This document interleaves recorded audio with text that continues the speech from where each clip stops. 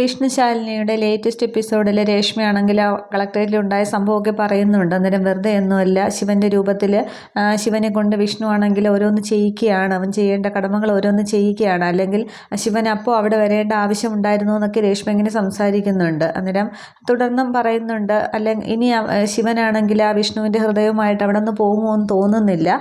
പിന്നെ ശാലിനിയെക്കാളും പിന്നെ കുട്ടികളെ സ്നേഹിക്കാനും താലോലിക്കാനും ഒക്കെ വിഷ്ണുവിനായിരുന്നു കൂടുതൽ താല്പര്യം. അതൊന്നും കഴിയാതെയല്ലേ പോയത്. അപ്പോൾ തുടർന്ന് രേഷ്മയും പറയുന്നുണ്ട്, ഹൃദയത്തിലാണ് സ്നേഹമുള്ളതെന്ന് പറയില്ലേ, അതേപോലെ ഹൃദയത്തിൻ്റെ ഓരോ അറയിലും മറ്റുള്ളവരോടുള്ള സ്നേഹം വച്ചിരിക്കുക തന്നെയാണ്.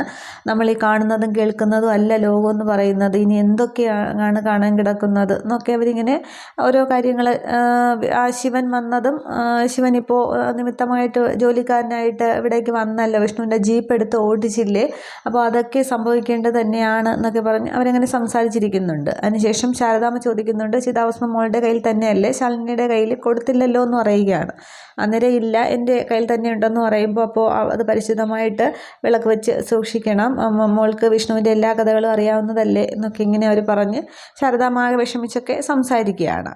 അതിനുശേഷം അവിടെ സത്യഭാമയുടെ വീട്ടിൽ രാമേട്ടനാണെങ്കിൽ വണ്ടിയുമായിട്ട് എത്തുന്നുണ്ട് ശാലിനിയെ കൊണ്ടുപോകാനായിട്ട്. ഈ സമയത്ത് ശിവനും ബുള്ളറ്റിൽ അങ്ങോട്ടത്തേക്ക് എത്തുന്നുണ്ട്. ശിവനിങ്ങനെ രാമേട്ടൻ നോക്കുന്നുണ്ട്. രാമേട്ടൻ പക്ഷേ ചിരിക്കുന്നതൊന്നുമില്ല. ശിവനാണെങ്കിൽ ബുള്ളറ്റിൽ നിന്ന് ഇറങ്ങി മുറ്റത്ത് തന്നെ നിൽക്കുമ്പോൾ ശാലിനി ഇറങ്ങി വരുന്നുണ്ട് പോകാനായിട്ട്. ശാലിനി ഇങ്ങനെ നോക്കുന്നുണ്ട്. എന്നിട്ട് മൈൻഡ് ചെയ്യാതെ അങ്ങ് കാറിലേക്ക് കയറാൻ തുടങ്ങുമ്പോൾ ശാലിനി എന്നിങ്ങനെ വിളിക്കുകയാണ്. അതിൽ എക്കോ പോലെ ശാലിനിയുടെ ചെവിയിൽ ഇങ്ങനെ മുഴങ്ങുന്നുണ്ട്.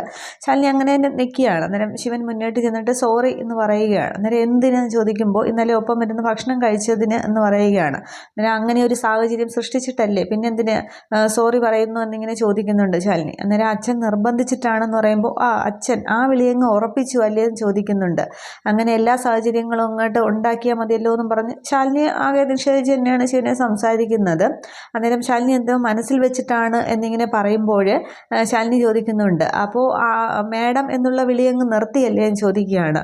കളിയാക്കിയാണെങ്കിലും എന്നെ മേഡം എന്നായിരുന്നല്ലോ അഭിസംബോധന ചെയ്തുകൊണ്ടിരുന്നത്, ഇപ്പോൾ അതും അങ്ങോട്ട് മാറ്റിയല്ലേ, എന്തായാലും അത് പിന്നെ ഇത്രത്തോളം എത്തിയില്ലേ, അപ്പോൾ ഇങ്ങനെ തന്നെ പോട്ടെ എന്നിങ്ങനെ ശാലിനി പറയുന്നുണ്ട്.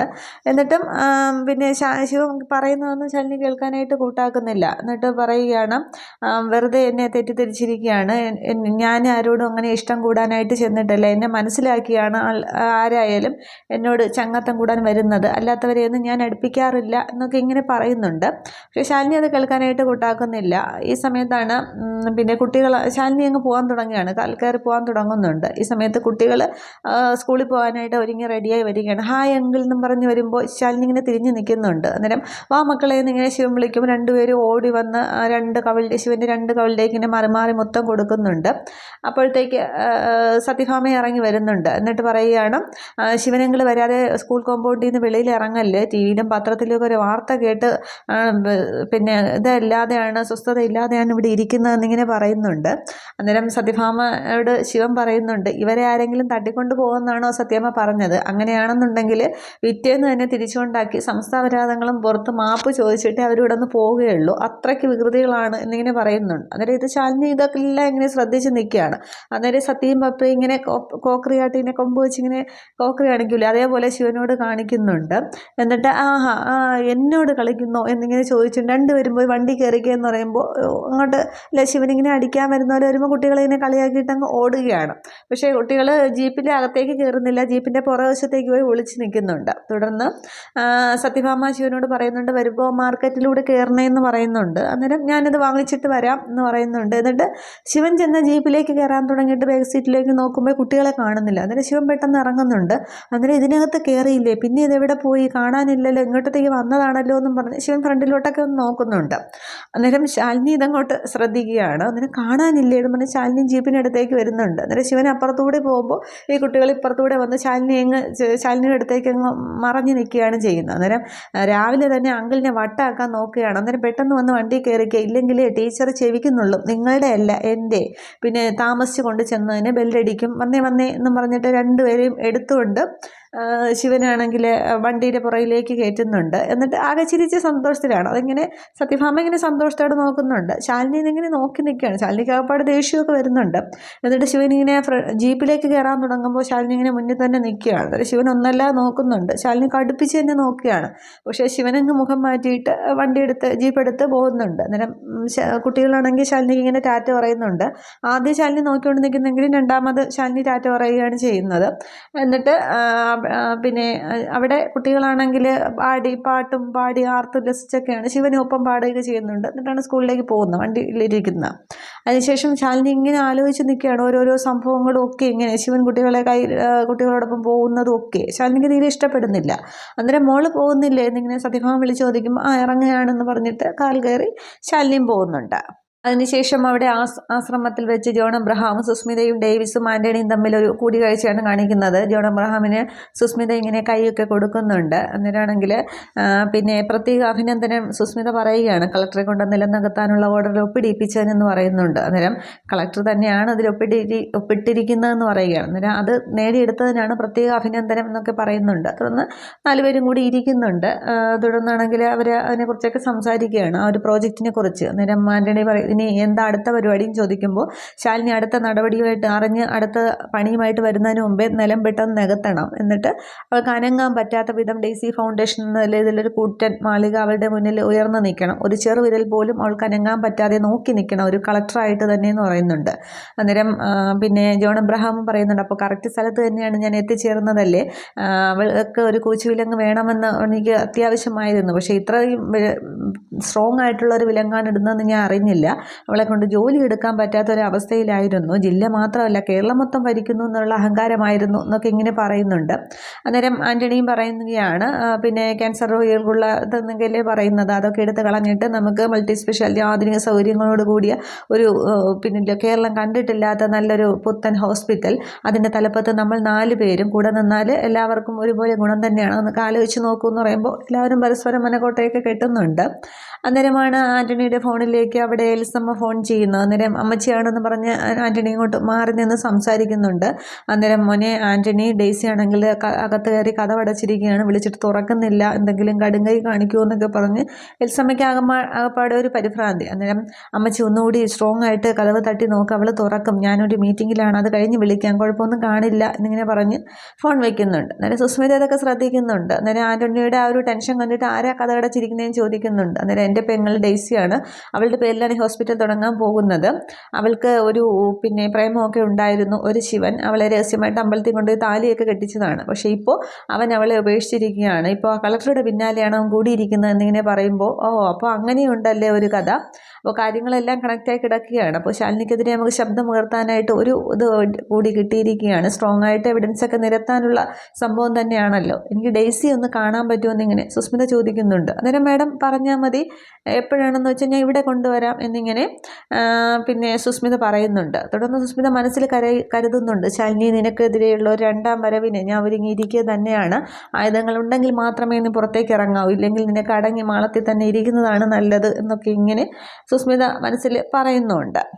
ഇതേ സമയം അവിടെ കളക്ടറേറ്റിലെ ശാലിനി ആണെങ്കിൽ ആ കുട്ടികൾ ശിവന്റെ കൂടെ പോകുന്നതും സംസാരിക്കുന്നതും ഒക്കെ ഇങ്ങനെ ആ ഒരു രാവിലെ കണ്ട ആ സംഭവം ഉണ്ടല്ലോ, അതിങ്ങനെ ഓർത്തുകൊണ്ടിരിക്കുമ്പോഴാണ് അനുവലെ ഫോൺ ചെയ്യുന്നത്. കുറച്ച് പാർട്ടി പ്രവർത്തകർ കാണാൻ വന്നിരിക്കുന്നു എന്ന് പറയുമ്പോൾ കയറ്റിവിടാൻ പറയുന്നുണ്ട്. അന്നേരം അവർ വരുന്നുണ്ട്. അന്നേരം ഇരിക്കൂന്ന് ഇങ്ങനെ പറയും, കുറേ 3-4 പേരുണ്ട്. അന്നേരം ഇരിക്കൂന്ന് പറയുമ്പോൾ സൗഹൃദ സംഭാഷണത്തിൽ വന്നതല്ല എന്നിങ്ങനെ അതിലൊരാൾ പറയുമ്പോൾ ഏതായാലും ഇന്ന് സംസാരിക്കാമല്ലോ എന്നിങ്ങനെ പറയുന്നുണ്ട്. അന്നേരം എന്താണ് കാര്യം എന്നിങ്ങനെ ചോദിക്കുന്നുണ്ട്. അന്നേരം ഇതിനെതിരെ ഒരു കടന്നുകയറ്റമാണ് ഇപ്പോൾ നടന്നിരിക്കുന്നത്. പണ്ട് പാടശേഖരങ്ങൾക്ക് പകലന്തിയോളം മനുഷ്യർ പണിയെടുത്തിരുന്നു എന്നും പറഞ്ഞ് ആ ഒരു കൃഷിയെക്കുറിച്ചൊക്കെ അവർ കുറച്ചിങ്ങനെ സംസാരിക്കുന്നുണ്ട്. അന്നേരം തണ്ണീർത്തടങ്ങളെ സംരക്ഷിക്കാനുള്ളതിനെ കുറിച്ചാണ് നിങ്ങളുടെ ക്ലാസ് കൊള്ളാം, പക്ഷേ ഇതിനിപ്പോൾ ഞാൻ അനധികൃതമായിട്ട് എന്ത് ചെയ്തു എന്നിങ്ങനെ ശാലിനി ചോദിക്കുന്നുണ്ട്. അന്നേരം അതിലൊരാൾ പറയുന്നുണ്ട്, ചെറുവള്ളിപ്പാടത്ത് പണ്ട് നമ്മുടെ അച്ഛനും അപ്പൂപ്പനും അച്ഛനും അമ്മയും അങ്ങനെയുള്ളവരൊക്കെ ഒരുപാട് പകലന്തിയോളം പണിയെടുത്തിട്ടുണ്ട്. പക്ഷേ ഇപ്പോൾ കുറേ നാളായിട്ട് എന്തൊക്കെയോ തർക്കങ്ങൾ കാരണം അവിടെ പണി നടക്കുന്നില്ല. പക്ഷേ ഇപ്പോൾ ഇന്നലെ മുതൽ അവിടെ ഒരാൾ വന്നിട്ട് അവരുടെ ആൾക്കാരെ കൊണ്ട് വയൽ നികത്താനുള്ള പണിയാണ് ചെയ്യുന്നത്. അപ്പോൾ ചോദിച്ചപ്പോൾ അയാളുടേതാണ് വസ്തു എന്നാണ് പറയുന്നത് എന്ന് പറയുന്നുണ്ട്. നിലം നികത്താനുള്ള ഓർഡർ മാഡമാണ് കൊടുത്തത് എന്നിങ്ങനെ പറയുന്നുണ്ട്. അതിന് ഞാനോ എന്ന് പറഞ്ഞിട്ട് ശാലിനി അങ്ങോട്ട് ചാടി എഴുന്നേൽക്കുന്നുണ്ട്. അതിന് മുന്നേ അതിൽ വന്ന ഒരാൾ പറയുന്നുണ്ട് അവരുടെ കയ്യിൽ നിന്നും കിട്ടേണ്ടതൊക്കെ വാങ്ങിച്ചിട്ട് ഇങ്ങനെ പാവങ്ങളോട് ഇങ്ങനെ അനീതി കാണിച്ചാൽ എന്നിങ്ങനെ പറയുമ്പോൾ ഇത് കളക്ട്രേറ്റാണ്, ഇവിടെ ഭീഷണിയുടെ സ്വരമായിട്ട് വന്നാൽ എന്താണ് സംഭവിക്കുക എന്നറിയാമല്ലോ എന്നിങ്ങനെ ശാലിനി പറയുന്നുണ്ട്. അതിനുശേഷമാണ് ഇവരിങ്ങനെ പറയുന്നത് നിലം നികത്തുന്നത് കളക്ടറുടെ ഓർഡറോട് കൂടിയാണ് എന്നുള്ളത്. അന്നേരം ഞാനോ എന്നിങ്ങനെ പറഞ്ഞ് ശാലിനി എഴുന്നേൽക്കുമ്പോൾ ഇത് മാഡം ഒപ്പിട്ട് കൊടുത്ത പേപ്പറല്ലേ എന്ന് പറഞ്ഞ് ആ ഒരു പേപ്പർ കൊടുക്കുകയാണ്. അന്നേരം ശാലിനി അത് വായിക്കുന്നുണ്ട്. അന്നേരം ഇത് എൻ്റെ ഒപ്പാണല്ലോ എന്ന് പറഞ്ഞിട്ട് ശാലിനി പെട്ടെന്ന് അനുപല്ലവി ഫോൺ ചെയ്യുന്നുണ്ട്. എന്നിട്ട് പറയുകയാണ് ചെറുവള്ളി പാടത്ത് വയൽ നികത്തതിനല്ലേ പെട്ടെന്ന് എത്രയും വേഗം ഒരു സ്റ്റോപ്പ് മെമ്മോ കൊടുക്കണം, എന്നിട്ട് തഹസിൽദാരെയും പിന്നെ ബാക്കി വില്ലേജ് ഓഫീസറെയും ഒക്കെ എത്രയും പെട്ടെന്ന് കാര്യങ്ങൾ അറിയിക്കണം, ഇനിയൊരു അവിടെ ഒന്നും പാടില്ല എന്നിങ്ങനെ പറയുന്നുണ്ട്. അന്നേരം ശരി മാഡം എന്ന് പറഞ്ഞിട്ട് അനുപല്ലവി ഫോൺ വയ്ക്കുന്നുണ്ട്. അന്നേരം വന്നവരോട് പറയുന്നുണ്ട് ക്ഷമിക്കണം, ഇത് ചെറിയൊരു മിസ്റ്റേക്ക് പറ്റിയതാണ്, അവിടെ ഇനി ഒരു ഇതും നടക്കില്ല, ആ പാടം അങ്ങനെ പോകത്തുമില്ല, അത് പഴയതുപോലെ തന്നെ സംരക്ഷിക്കപ്പെടും, ഇത് ജില്ലാ കളക്ടർ ശാലിനി വിഷ്ണുവിൻ്റെ ഉറപ്പാണ് എന്നിങ്ങനെ പറയുമ്പോൾ വളരെ ഉപകാരം വേണം, പിന്നെ കുറച്ച് മുഷിഞ്ഞ് സംസാരിക്കേണ്ടി വന്നു, അതിന് സോറി എന്നിങ്ങനെ അയാൾ പറയുകയാണ്. അന്നേരം പറയുന്ന ന്യായമാണെങ്കിൽ ആരുടെ മുഖത്ത് നോക്കിയും പറയാം എന്നിങ്ങനെ പറയുന്നുണ്ട്. തുടർന്ന് അവർ സന്തോഷമായിട്ട് തന്നെ വന്നവർ പോകുന്നുണ്ട്. അതിനുശേഷം ശാലിനി ആ പേപ്പർ കൊണ്ടിരുന്നിട്ട് ആലോചിക്കുന്നുണ്ട്. അന്ന് ഡേവിസും ആൻ്റണിയും കൂടി വന്നതും അനുകൂലമായിട്ടുള്ള നടപടി വേണം എന്ന് പറയുമ്പോൾ ശാലിനി എതിർത്ത് പറഞ്ഞതൊക്കെ ആലോചിക്കുന്നുണ്ട്. അന്നേരം അനുപല്ലവിയാണെങ്കിൽ ക്യാബിനിലേക്ക് വരുന്നുണ്ട്. അന്നേരം ഇന്നലെ ഒപ്പിടാൻ കൊണ്ടുവന്ന ഫയലിൽ ചെറുവള്ളി പാടത്തിൻ്റെ ഫയൽ ഉണ്ടായിരുന്നോ എന്ന് ചോദിക്കുകയാണ്. അന്നേരം അനുപല്ലവി ഒന്നിങ്ങനെ സംശയിക്കുമ്പോൾ ഇത് അതിലുണ്ടായിരുന്നതാണെന്ന് പറയുമ്പോൾ ഇത് മാഡത്തിൻ്റെ ഒപ്പ് തന്നെയാണല്ലോ എന്നിങ്ങനെ പറയുന്നുണ്ട്. അന്നേരം അപ്പോൾ സംശയിക്കാനൊന്നുമില്ല, അത് ജോൺ അബ്രഹാമിൻ്റെ പരിപാടി തന്നെ ആയിരിക്കും, പിന്നെ CCTV ഒന്ന് പരിശോധിക്കണമെന്ന് പറയുകയാണ്. അന്നേരം ഇവിടെ CCTV ഉള്ള കാര്യം അയാൾക്ക് അറിയാമല്ലോ, അപ്പോൾ വേറെ എന്തെങ്കിലും പണി ഒപ്പിച്ചതായിരിക്കും എന്ന് പറയുന്നുണ്ട്. അന്നേരം കണ്ടെത്തി പിന്നെ റിപ്പോർട്ട് ചെയ്തിട്ട് എന്താ കാര്യം, അയാളുടെ രാഷ്ട്രീയ സ്വാധീനം ഉപയോഗിച്ച് വീണ്ടും അധിക ശക്തിയോടുകൂടി തിരിച്ചു വരിക തന്നെ ചെയ്യും. പിന്നെ ഇവിടെ ഇപ്പോൾ ചെയ്യാനുള്ളത് വയൽ നികത്താൻ പാടില്ല, ചെറുവള്ളിപ്പാടത്തിൻ്റെ കേസിൽ ഒരു റീവെരിഫിക്കേഷൻ വെക്കണം, എന്നിട്ട് വയൽ നികത്താൻ പാടില്ല എന്ന് പറഞ്ഞിട്ടൊരു ഇൻവോയ്സ് പിന്നെ ആ ഉടമയ്ക്ക് കൊടുക്കുകയും വേണമെന്ന് പറയുമ്പോൾ അത് ചെയ്യാം മാഡം എന്നിങ്ങനെ പറഞ്ഞിരിക്കുമ്പോൾ ശാലിനി ഇങ്ങനെ ആകദേശത്തിലൊക്കെ ഇരിക്കുകയാണ്. അതിനുശേഷം കാണിക്കുന്നത് മാണിക്കോത്ത് മഹേന്ദ്രൻ്റെ ആ ഒരു ഗോഡൗണിലേക്ക്, ആ ഒരു ഫിനാൻസ് സ്ഥാപനത്തിലേക്കാണെന്ന് തോന്നുന്നു. റസാഖ് ഇങ്ങനെ വന്ന് നിൽക്കുന്നുണ്ട്. അന്നേരം മഹേന്ദ്രനെ കാത്താണ് നിൽക്കുന്നത്.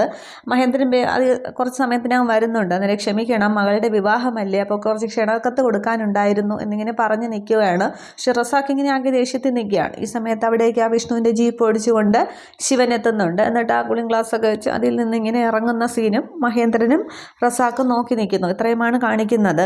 അപ്പോൾ അവിടെ റസാഖ് വന്നിരിക്കുന്നത് അവിടെ പരിശോധിക്കാൻ തന്നെയാണ്. പക്ഷെ അവിടെ ആയിരിക്കില്ല മഹേന്ദ്രൻ ആ ഒരു പ്രകാശിനെ ഒളിപ്പിച്ചിട്ടുള്ളത്. പക്ഷെ എവിടെയാണെന്ന് ആ ശിവനും പിന്നെ റസാഖും കൂടി കണ്ടെത്തുക തന്നെ ചെയ്യും. അതിന് ശേഷമാണ് ബാക്കി കാര്യങ്ങളൊക്കെ നമുക്ക് പിന്നീട് നോക്കാം. Okay, thank you.